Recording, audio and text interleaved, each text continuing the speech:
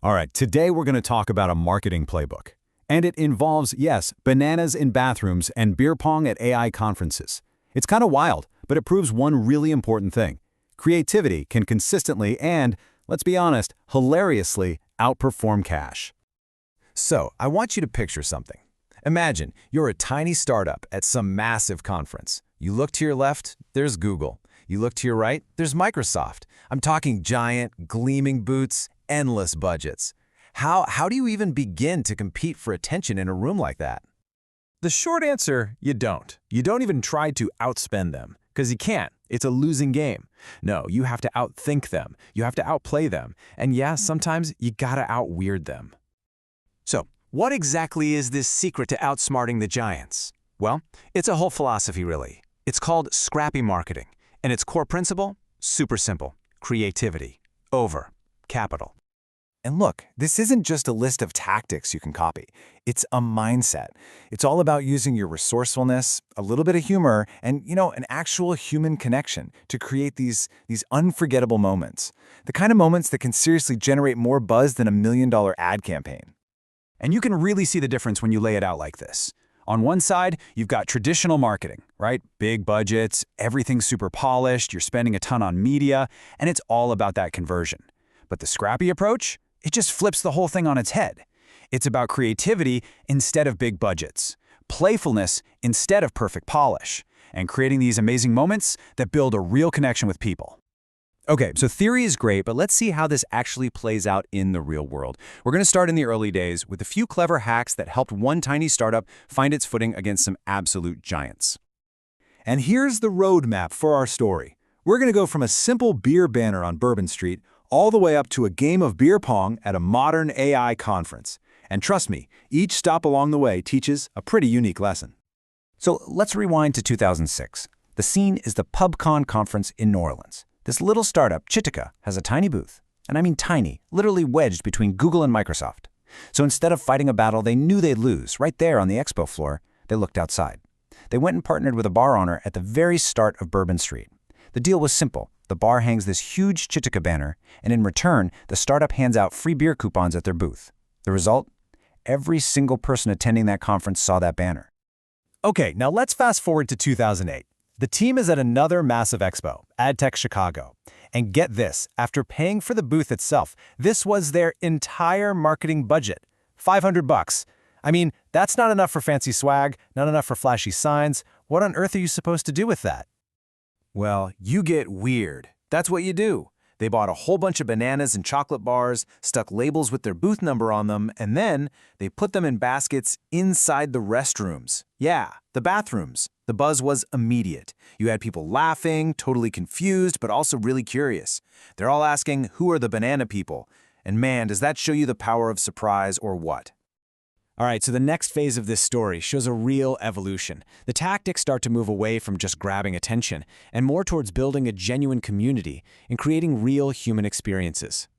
So now it's 2010, and we're at SXSW in Austin, the heart of the tech universe. And instead of even trying to compete with all those lavish, over-the-top corporate parties, the team did something different. They rented a small trolley bus, filled it with a keg of beer and a bunch of pizza, and invited a handful of key online influencers for a ride around town. There was no pitch, no agenda, it was just conversation. And the result was huge. They built real relationships that totally outlasted any fancy sponsored event. Okay, 2 years later, a completely different challenge. Now they needed to get busy small business owners to give them just 5 minutes of their time for some product feedback. The budget to break the ice with these people? $10. That's it. So what do you do with $10? You buy a bag of balloons. Seriously, they just walk into these shops and cheerfully announce, Happy Balloon Friday. And you know what? It was such a simple, friendly gesture that it just disarmed everyone. The walls came down, people would smile, and they got the invaluable feedback they desperately needed. All because a $10 bag of balloons brought a little moment of unexpected joy. Okay, now we're getting into the most advanced phase of this whole philosophy. This is where the marketing stunt isn't just a stunt anymore. It is the product pitch. This is where you stop just telling the story and you actually become the story. All right, it's 2015. The team has a 5-minute pitch slot at a major marketing conference, and their budget for the entire visual presentation? $20. So what does he do? The founder walks out on stage wearing a full-on banana suit. And you might be thinking, why? Well, here's the point. He explained that small businesses often have to resort to gimmicks just like this because they can't afford real digital marketing. And his new product, Sidewalk, was the solution to that very problem. See? He didn't just explain the problem, he embodied it. And the audience got it instantly. Let's jump to 2022. To launch a new digital billboard product, the team put up this super simple sign at their expo booth. It just said, "Free kisses." That's it. It was pure curiosity bait. And people came over, totally intrigued, maybe a little confused, and they were greeted with a big smile and a handful of Hershey's Kisses. That playful pun turned heads, and that simple act of charm, it turned total strangers into people who were willing to listen. And that brings us to the most recent example from 2025.